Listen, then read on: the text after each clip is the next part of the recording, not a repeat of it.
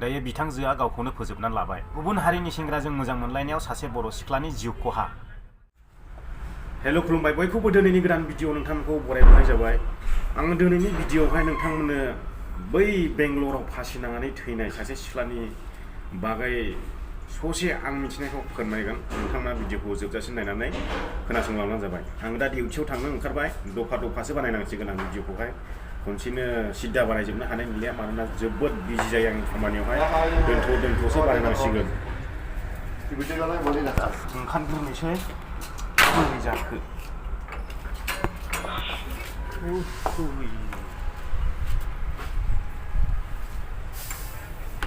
दा डिउटियाव थांनो ओंखारबाय नै।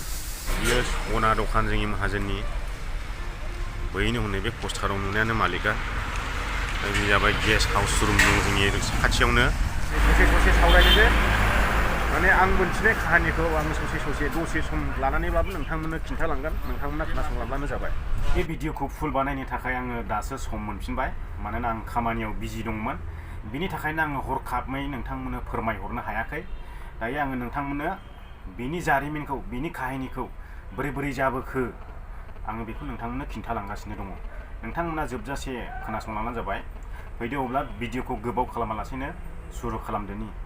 बे सिख्लानि मुङानो जाहैबाय आलबिना बसुमतारी आरो बियो बेंगलर सिटिनि सिङाव थानाय उत्तराहाली होननाय जायगायाव बियो फासि नांनानै थैदों।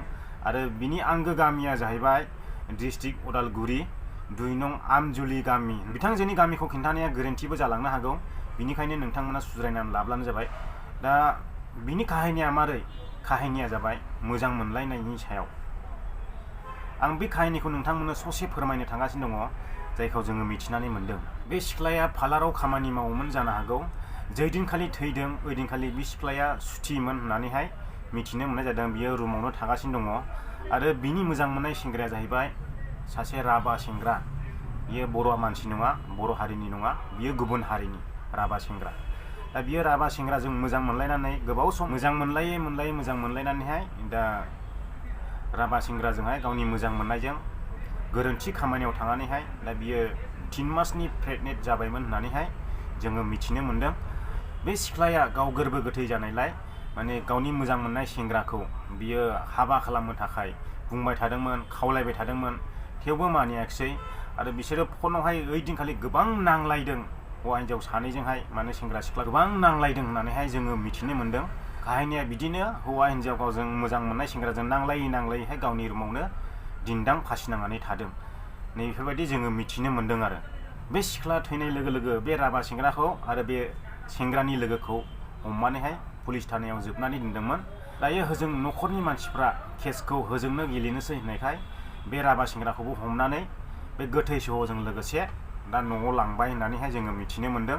दा बे सेंग्राखौ हगारफिनखो ना थानायाव जोबनानै दोनखो बिनि जेबो खौरां गैया।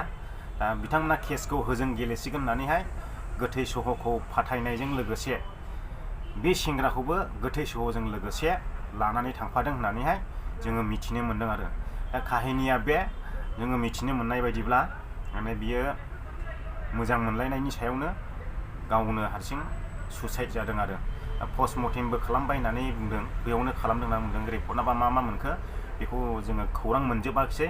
दा बिनि ससे काहानिखौ आङो नोंथांमोननो फोरमायहरबाय। रायजो राजा नोंथांमोना बिनि सायाव मा सानो बियो नोंथांमोननि सायाव सोनारबाय। आङो बे भिडिअखौ दाख्लैनो बानायनो सानदोंमोन, आङो बेखौ 13 तारिखआवनो खबर मोन्दोंमोन, नाथाय आं खामानि बिजिनि थाखाय बे भिडिअखौ बानायनानै नोंथांमोननो फोरमायहरनो हायाखै। बेनिखायनो आं दिनैसो नै 15 तारिख सफैबाय, दिनैसो नोंथांमोननो बे भिडिअखौ बानायनानैहाय फोरमायहरनाय जाबाय। आङो भिडिअखौ गोबाव खालामालासिनो बेयावनो फोजोबनाय जाबाय।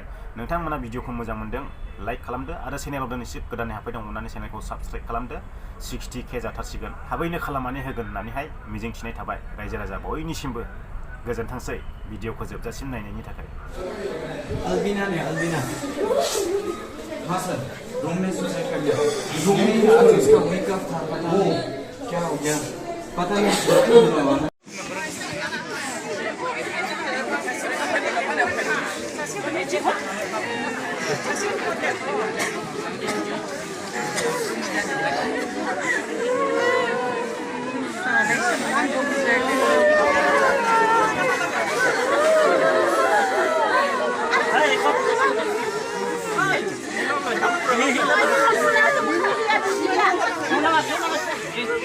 इनका